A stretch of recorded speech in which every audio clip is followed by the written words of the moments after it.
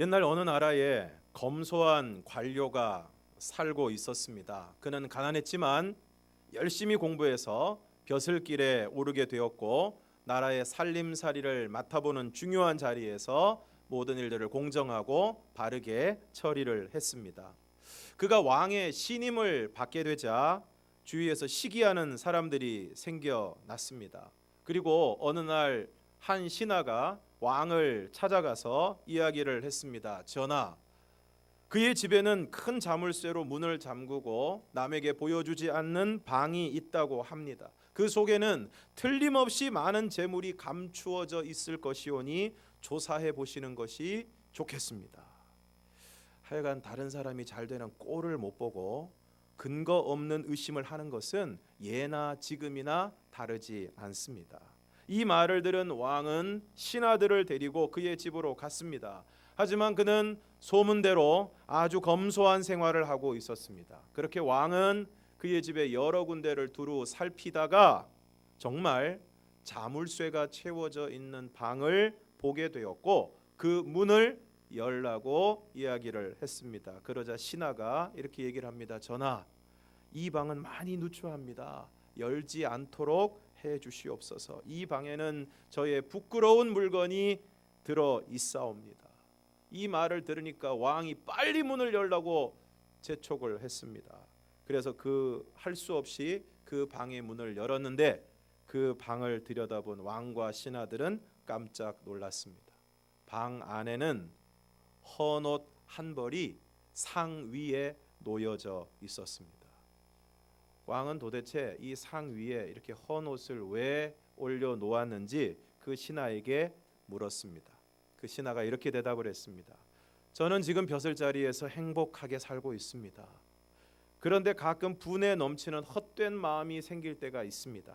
그럴 때마다 저는 이 방에 들어와서 가난한 시절 입었던 이 옷을 바라보면서 가난하게 살던 때를 생각하고 항상 검소한 마음으로 살고자 애를 쓰고 있습니다.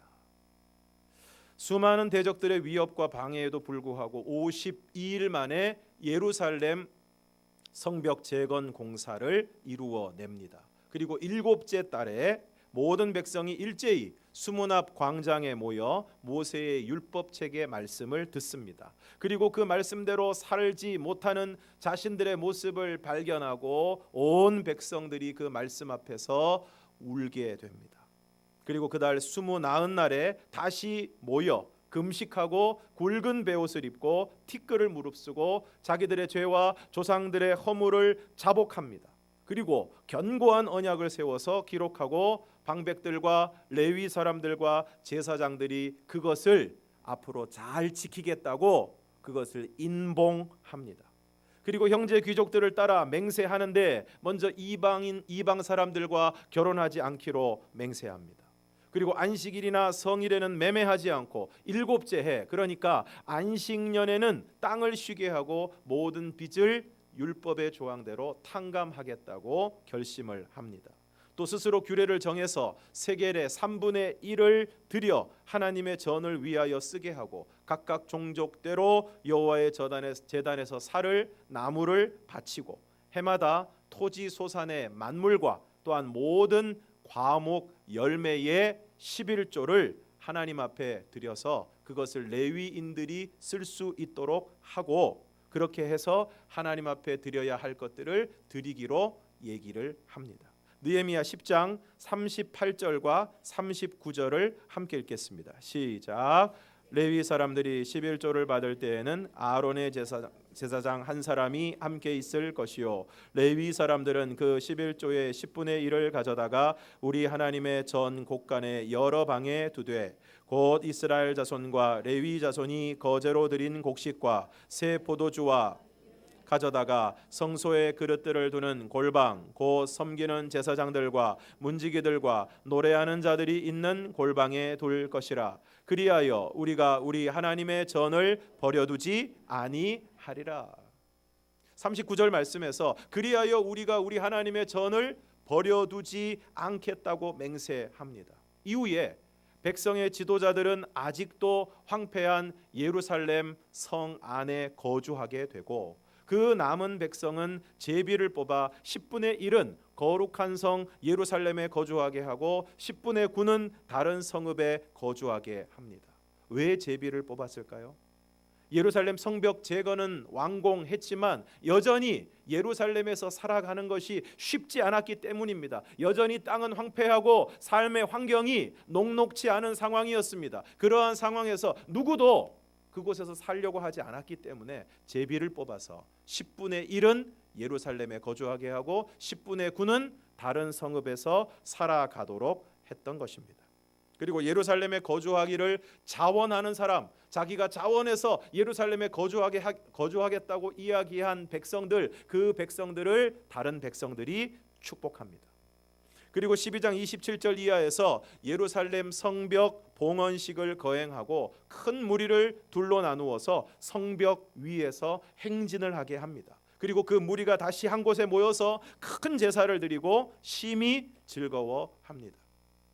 그리고 그날에 사람을 세워 곡간을 맡기고 제사장과 레위 사람들에게 드릴 것을 거두어 곡간에 쌓게 하고 제사장과 레위인들은 하나님을 섬기는 일과 결례의 일을 힘썼고 노래하는 자들과 문지기들도 그러했다는 것입니다. 그리고 오늘 우리가 읽은 본문에도 보면 그날 모세의 책을 낭독하여 백성에게 들렸는데 그 책에 보니까 암몬 사람과 모압 사람은 영원히 하나님의 총회에 들어오지 못한다라는 말씀이 있었습니다. 이는 그들이 출애굽한 이스라엘 백성들이 가나안 땅에 들어오게 될 때 양식과 물로 그들을 영접하지 않고 오히려 발람이라는 메소포타미아의 복술가를 데려다가 그에게 뇌물을 주어서 그 이스라엘 백성들을 저주하도록 했기 때문입니다.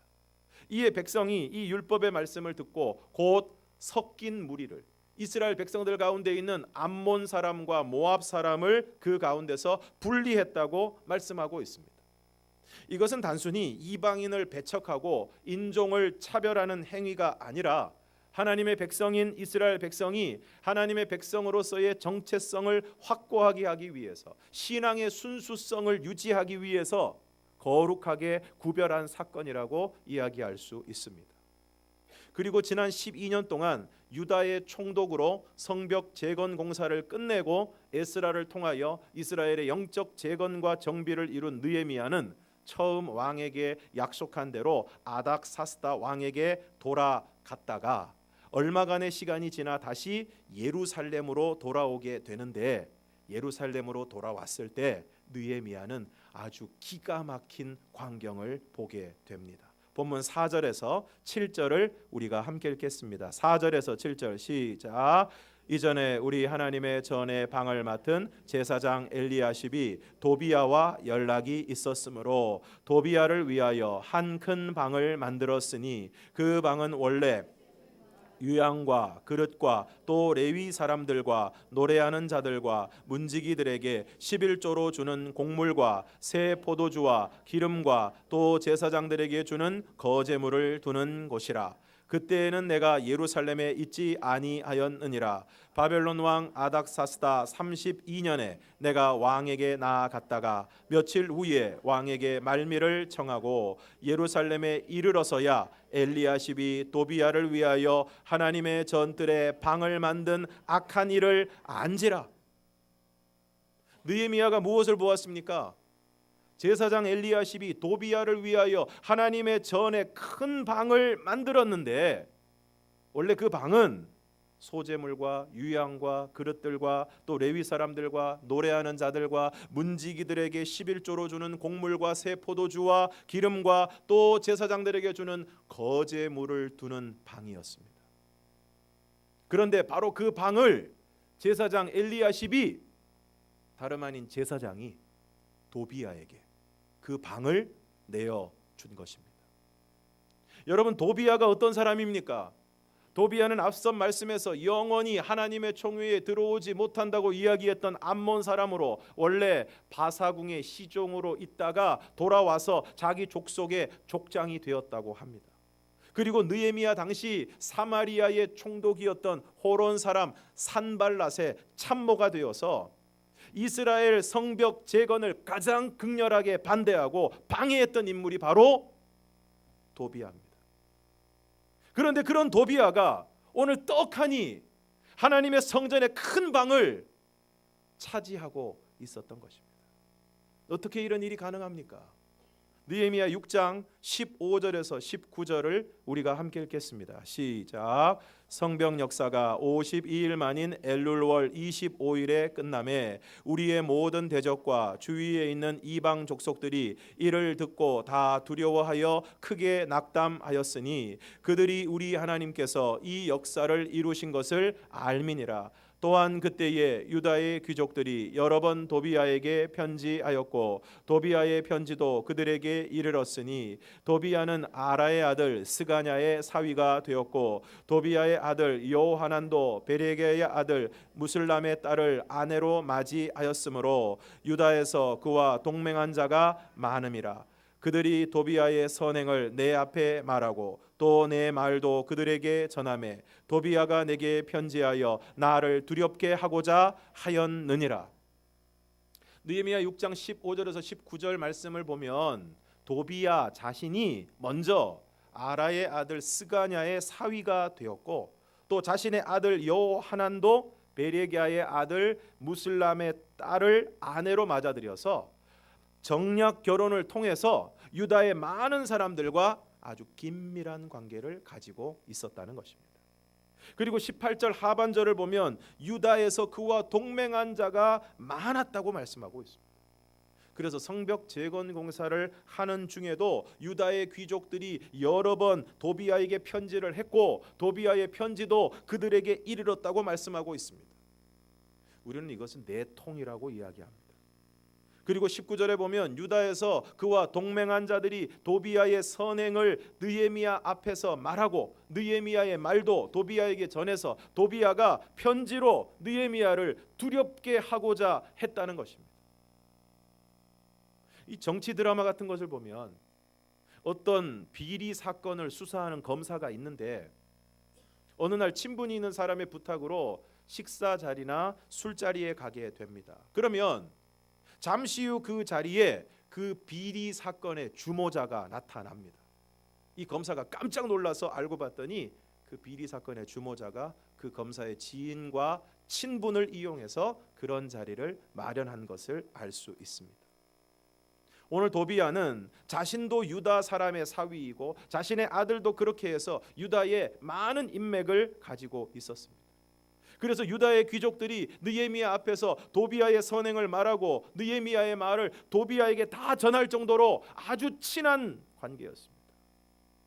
그런데 여러분, 다시 한번 도비아가 어떤 사람입니까? 예루살렘 성벽 재건을 가장 앞장서서 방해했던 인물입니다. 그들이 건축하는 돌 성벽은 여우가 올라가도 무너지리라 대놓고 조롱을 했던 사람입니다. 끊임없이 유다의 귀족들과 내통하면서 성벽 재건을 방해하고 느헤미야를 위협했던 인물입니다.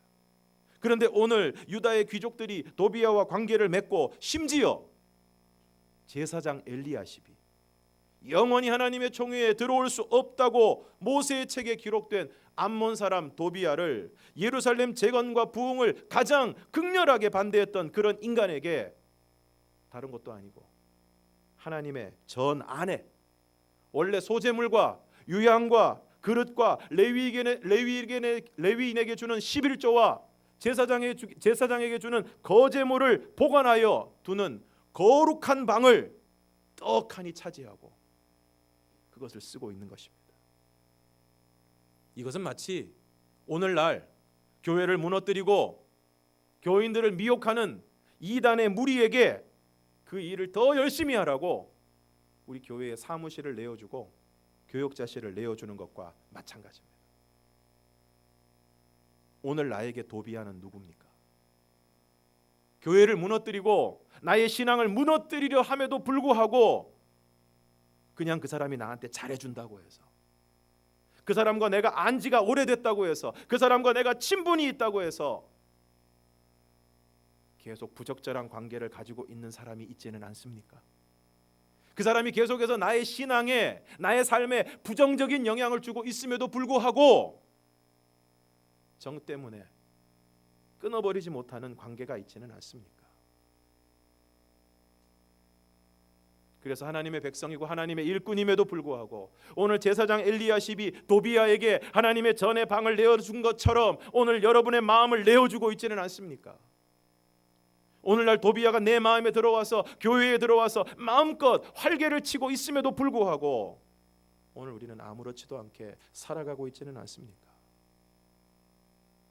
이에 느헤미야가 어떻게 합니까? 본문 8절과 9절을 함께 읽겠습니다. 시작.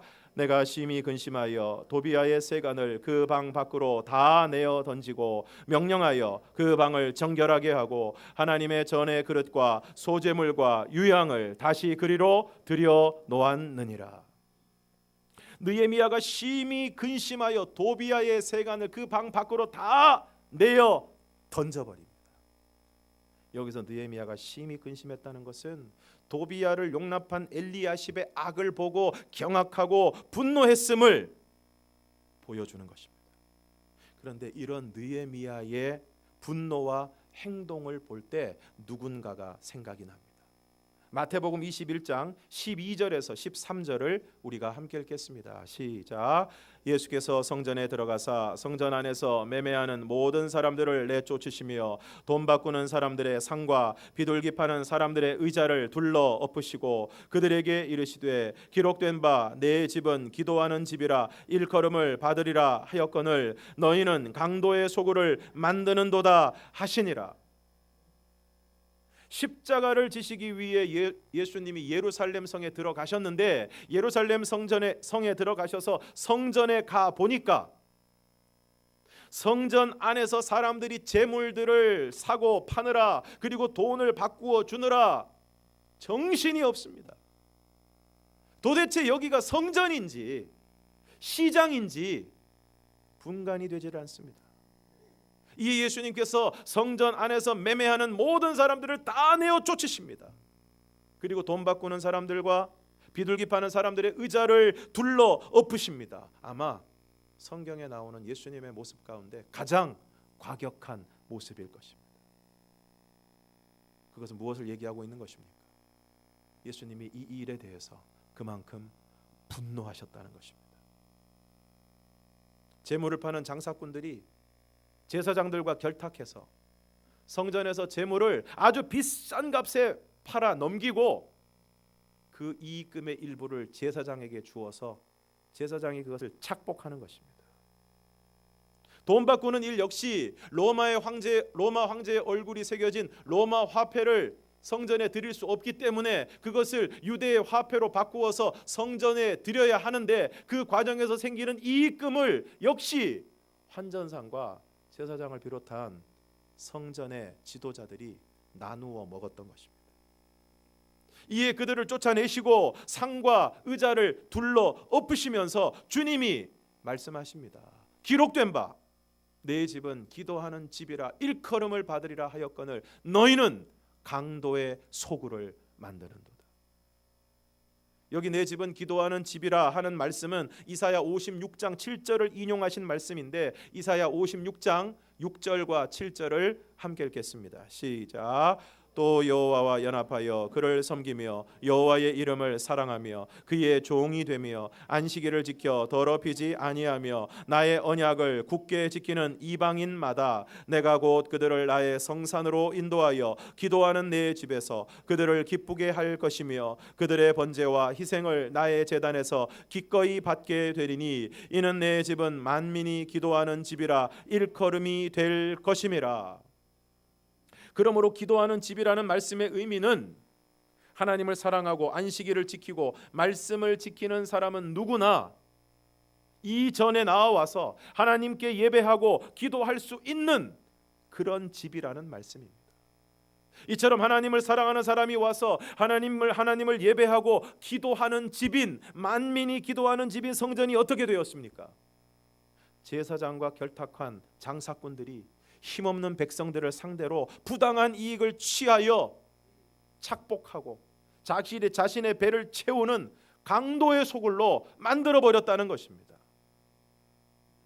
그리하여 가장 온유하신 주님이 그들의 상과 의자를 둘러 엎으시고 성전을 깨끗하게 하신 것입니다. 그리고 오늘 느헤미야가 하나님의 전에 큰 방을 떡하니 차지하고 있는 도비야의 세간을 그 방 바깥으로 내어 던집니다. 앞서 말씀드린 것처럼 이 유대의 도비야의 영향력은 대단한 것입니다. 어마어마한 것입니다. 어떻게 알 수 있습니까? 그 유다의 귀족들이 느헤미야가 성전 재건을 이루는 동안에 그 모든 일들을 속속들이 도비야에게 다 보고할 정도로 도비야는 힘 있는 사람입니다. 오죽하면 오늘 제사장 엘리야십이 하나님의 전에 있는 제사장들과 레위인들만 쓸 수 있는 그 공간을 도비야에게 내어 주었겠습니까? 그런데 오늘 느헤미야는 그런 것에 아랑곳하지 않고 도비야의 세간을 모두 내어 던집니다. 사랑하는 성도 여러분, 오늘 우리 교회 안에 내어 던져야 할 도비야의 세간이 있지는 않습니까? 오늘 하나님을 향한 헌신으로 채워져야 될 교회 안에 도비야의 세간이 들어와 있지 않습니까? 하나님을 예배하고 하나님께 기도하고 주님 안에서 교제하고 섬기고 봉사해야 될 교회 안에 세상의 것들이 들어와 있지 않습니까? 영적인 가치를 추구해야 할 교회 안에 세상적인 가치들이 밀려 들어와서 세상과 다름없이 가진 사람들과 힘 있는 사람들의 목소리가 높아지고 있지는 않습니까? 주님을 믿고 따른다고 하면서도 세상 사람들이 추구하는 것과 다르지 않은 것들을 추구하면서 성공을 위해, 출세를 위해, 더 많은 것을 가지기 위해 신앙을 도구로 삼고 있지는 않습니까? 또 고린도전서 3장 16절 말씀을 보면 하나님의 성령이 우리 안에 계심으로 우리들 한 사람 한 사람이 하나님의 성전이라고 말씀하고 있습니다. 그렇습니다. 오늘 저와 여러분, 우리들 한 사람 한 사람이 바로 하나님의 성전입니다. 우리들 한 사람 한 사람이 바로 하나님의 성령이 우리 안에 거하시고 내주하시는 하나님의 성전입니다. 그런데 오늘 하나님의 성전인 우리 안에 도비야의 세간이 들어와 있지 않습니까? 도무지 하나님의 성전인 하나님의 성전에 어울리지 않는 세상의 더러운 것들이 우리의 마음속에 들어와서 우리의 마음과 생각을 가득 채우고 있지는 않습니까? 갈라디아서 5장 19절에서 21절을 우리가 함께 읽겠습니다. 시작. 육체의 일은 분명하니 곧 음행과 더러운 것과 호색과 우상 숭배와 주술과 원수 맺는 것과 분쟁과 시기와 분냄과 당짓는 것과 분열함과 이단과 투기와 술취함과 방탕함과 또 그와 같은 것들이라. 전에 너희에게 경계한 것 같이 경계하노니 이런 일을 하는 자들은 하나님의 나라를 유업으로 받지 못할 것이요.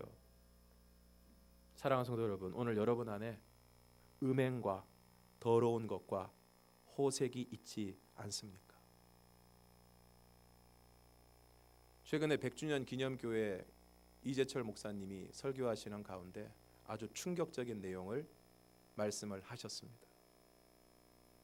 어떤 여자분으로부터 편지를 받았는데 그 편지의 내용이 이런 것입니다.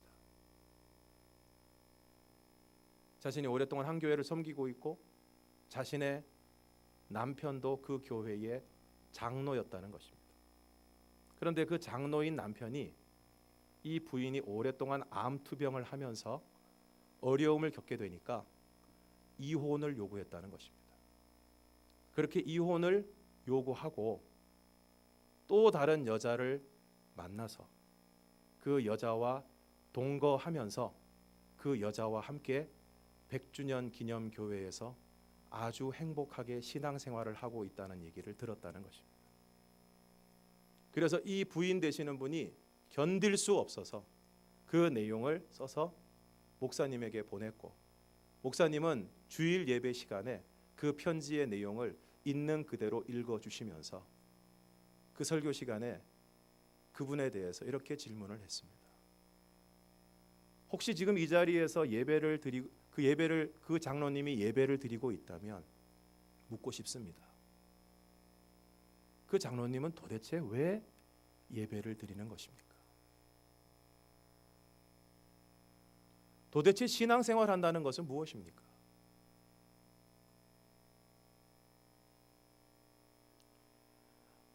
오늘 혹시 여러분 안에 음행과 더러운 것과 호색이 있다면 그것을 내어 던지시기를 바랍니다. 오늘 여러분 안에 우상 숭배와 주술이 있습니까? 그것을 내어 던지시기를 바랍니다. 불상만 우상이 아닙니다. 우리 안에 하나님보다 더 중요하게 여기고 더 사랑하고 추구하는 모든 것들이 우상입니다. 그것 때문에 하나님 앞에 제대로 예배 못 드리고 말씀 한 자 못 보고 기도도 하지 않고 세상적으로 살아간다면 그거 다 우상입니다. 주술이라고 해서 맨날 앉아서 주문을 외우고 미아리에 가서 점을 보는 것만이 주술이 아닙니다. 재미삼아 보는 운세 절대 하지 말아야 될 일입니다. 원수 맺는 것과 분쟁과 시기와 분냄과 당짓는 것, 분열함과 이기와 이단과 투기를 던져 버려야 합니다. 오늘날 교회들이 왜 이렇게 어렵습니까?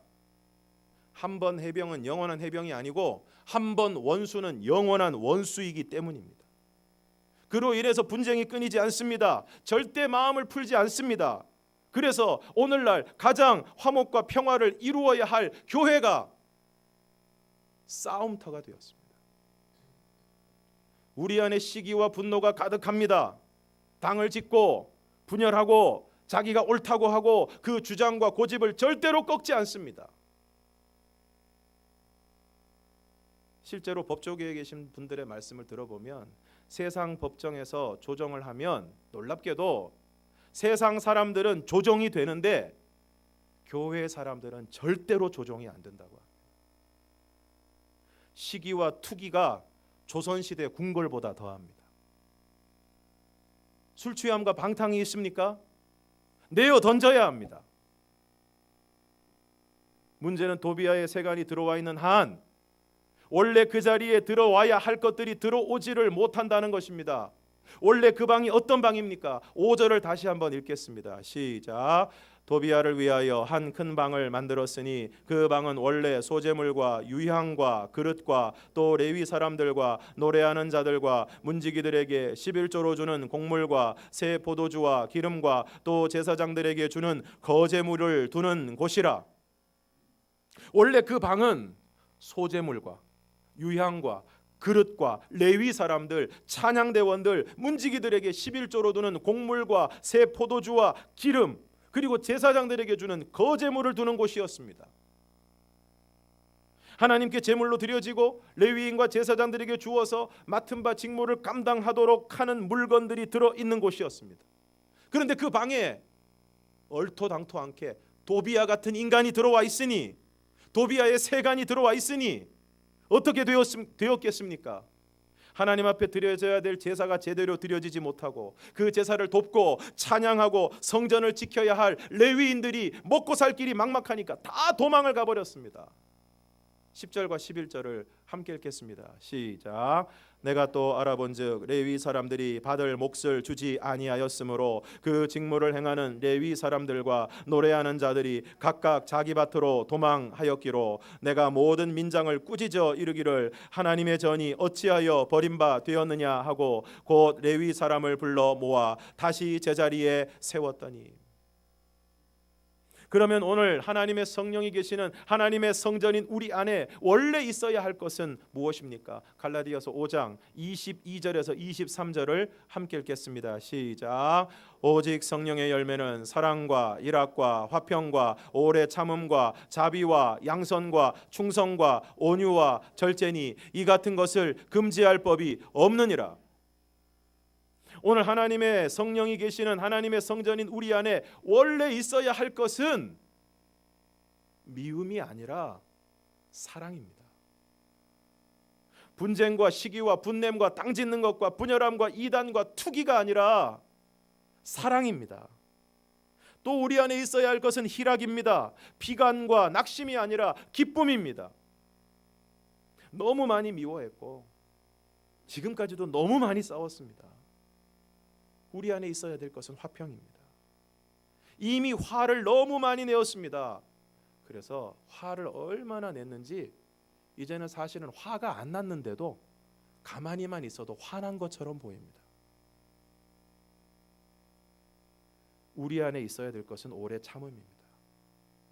그동안 참을 만큼 참았다고 더 이상은 못 참겠다고 생각하십니까? 몇 번을 참아야 되느냐고 베드로가 예수님에게 질문했을 때 예수님이 이렇게 대답을 하셨습니다. 함께 읽겠습니다. 시작. 예수께서 이르시되 내게 이르노니 7번뿐 아니라 7번을 70번까지라도 할지니라. 무슨 말씀입니까? 끝까지 참으라는 것입니다. 자기밖에 모르고 다른 사람에게 매몰찬 우리에게 자비가 있어야 합니다. 악한 마음과 못된 생각이 가득한 우리에게 양선이 필요합니다. 선함과 친절한 태도가 필요합니다. 거짓말을 잘하고 게으른 우리에게 충성이 필요합니다. 다른 사람이 볼 때나 보지 않을 때나 같은 모습과 태도로 살아가는 자세가 필요합니다. 사납고 무례하고 불친절한 우리에게 온유가 필요합니다. 간식도 야식도 잘 절제가 되지 않는 무절제한 우리에게 그야말로 절제가 필요합니다. 이처럼 도비아의 세간을 내어 던지고 그 방을 정결하게 하고 하나님의 전의 그릇과 소제물과 유향을 다시 그리로 들여 놓았을 때 성전이 회복되고 예배가 회복되었습니다. 오늘 우리도 우리 안에 여전히 들어차 있는 세상의 더러운 것들을 모두 내어 던지고 몰아내고 우리를 정결하게 하고 원래 있어야 할 것들로 우리를 채우게 될 때 오늘 우리의 심령이 살아나게 될 줄로 믿습니다. 오늘 우리 교회가 살아나게 될 줄로 믿습니다. 함께 찬양하겠습니다.